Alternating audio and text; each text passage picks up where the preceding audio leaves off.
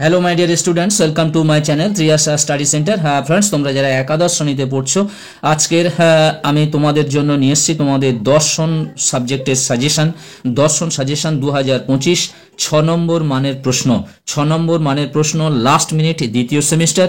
তোমরা জানো যে তোমাদের 6 নম্বর মানের প্রশ্ন দুটি ইউনিট থেকে 4টি প্রশ্ন থাকে, দুটি ইউনিট থেকে 4টি প্রশ্ন থাকে এবং দুটি প্রশ্নের উত্তর করতে হবে। তোমাদের প্রথমটি হলো ইউনিট 1। ইউনিট 1 হলো যুক্তিবিজ্ঞানের ভূমিকা। এই যুক্তিবিজ্ঞানের ভূমিকা হলো ইউনিট 1। এখানে কয়েকটি চ্যাপ্টার আছে, এই চ্যাপ্টার থেকে দুটি প্রশ্ন পড়বে, তোমাদের একটি প্রশ্নের উত্তর করতে হবে। এবং আরেকটি আছে তোমাদের ভারতীয় নীতিবিদ্যা। ভারতীয় নীতিবিদ্যা যেটি তোমাদের ইউনিট 2, এর থেকেও দুটি প্রশ্ন পড়বে, তার থেকেও তোমাদের একটি প্রশ্নের উত্তর করতে হবে 6 নম্বর মানের। বন্ধুরা, আগামীকাল তোমরা দর্শনের পুরো সাজেশনটা পেয়ে যাবে। 2 নম্বর মানের এবং 3 নম্বর মানের যে প্রশ্নগুলি আছে, 2 নম্বর এবং 3 নম্বর মানের প্রশ্নগুলির সাজেশন তোমরা কাল পেয়ে যাচ্ছ। আজকের তোমাদের কাছে পাঠালাম 6 নম্বর মানের প্রশ্ন, যেটি দুটো ইউনিট থাকে। তোমাদের দুটো ইউনিট থেকে 4টি প্রশ্ন থাকে, 4টি প্রশ্নের মধ্যে থেকে তোমাদের দুটি প্রশ্নের উত্তর করতে হয়।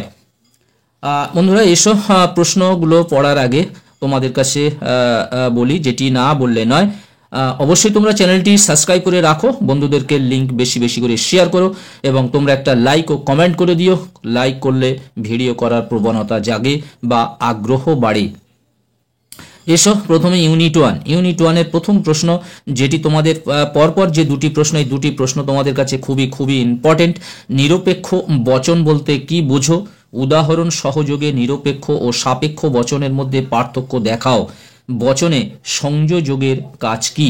বচনে সংযোজকের কাজ কি? এটি 6 নম্বর মানের প্রশ্ন এবং খুব ভালো প্রশ্ন। 2 দাগের প্রশ্ন হলো বচন বলতে কি বোঝো? বচন ও বাক্যের মধ্যে, বচন ও বাক্যের মধ্যে পার্থক্য করো। নিরপেক্ষ বচনের পদের ব্যাপ্যতা বলতে কি বোঝো? নিরপেক্ষ বচনের পদের ব্যাপ্যতা বলতে কি বোঝো? 3 দাগের প্রশ্ন, আবর্তন কাকে বলে? দেখো, তোমাদের বচন থেকে একটি প্রশ্ন তোমরা পাবে এবং আবর্তন বিবর্তন থেকে একটি প্রশ্ন পাবে এবং অমাধ্যম অনুমান থেকে একটি প্রশ্ন পাবে, অবশ্যই করে পাবে। আবর্তন কি? সরল আবর্তন এবং সীমিত আবর্তনের মধ্যে পার্থক্য করো। 4 দাগের প্রশ্ন, বিবর্তন কাকে বলে? বিবর্তনকে অমাধ্যম অনুমান বলা হয় কেন? বিবর্তনকে অমাধ্যম অনুমান বলা হয় কেন? দৃষ্টান্ত সহ বিবর্তনের নিয়মগুলি ব্যাখ্যা করো।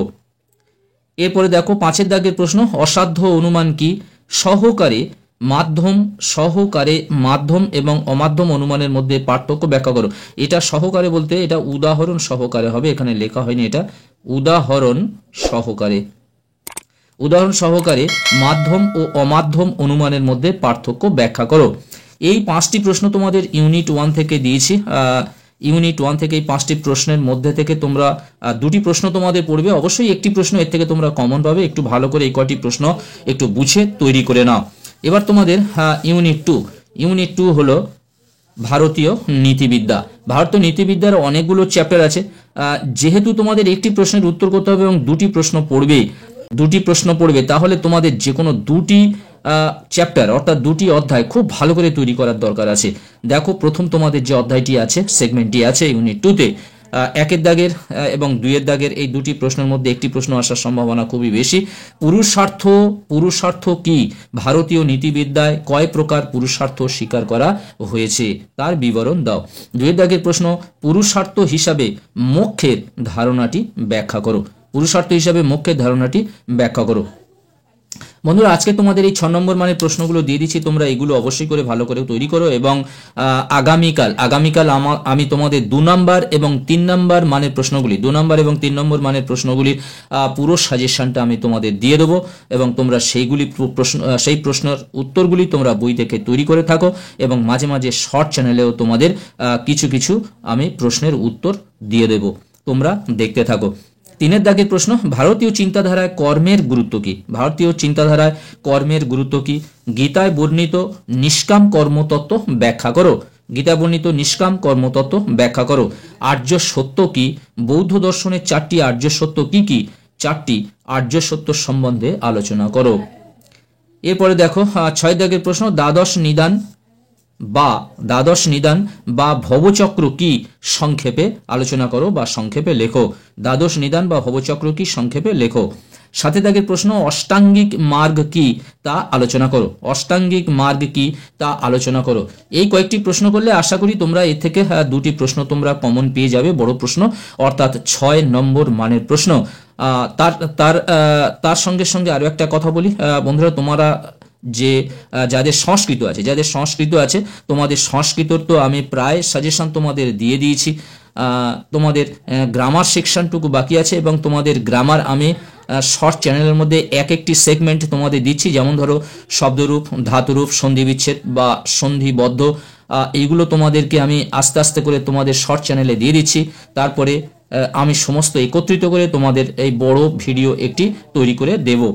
তোমরা সেই ভিডিওগুলি দেখতে থাকো এবং শর্টস চ্যানেল যেটি আছে শর্টস চ্যানেলটি তোমরা একটু সার্চ করে দেখে নাও এবং কি কি তোমাদের জন্য আছে এবং কি কি তোমাদের জন্য বাকি রইল। আশা করি তোমাদের প্রায় সব হয়ে গেছে। এডুকেশন এবং হিস্ট্রি তোমাদের ফুল সাজেশন লাস্ট মিনিট আমি তোমাদেরকে দিয়ে দিয়েছি। বন্ধুরা, আজকের মতো ভিডিওটি শেষ করলাম। তোমরা যারা চ্যানেলটি সাবস্ক্রাইব করোনি অবশ্যই তোমরা চ্যানেলটি সাবস্ক্রাইব করে নাও, বন্ধুদেরকে লিঙ্ক বেশি বেশি করে শেয়ার করো, তোমরা একটা লাইক করে দিও, প্রয়োজনে কমেন্ট করো। তোমরা সবাই ভালো থাকবে, সুস্থ থাকবে। আবার কথা হবে নেক্সট ভিডিওতে। আগামীকাল তোমাদের অবশ্যই ভিডিও আসছে এই ফিলোসফি দর্শনের ভিডিও 2 নাম্বার এবং 3 নাম্বার মানের সাজেশন নিয়ে আসছি। তোমরা সবাই ভালো থাকবে, সুস্থ থাকবে। আবার কথা হবে নেক্সট ভিডিওতে।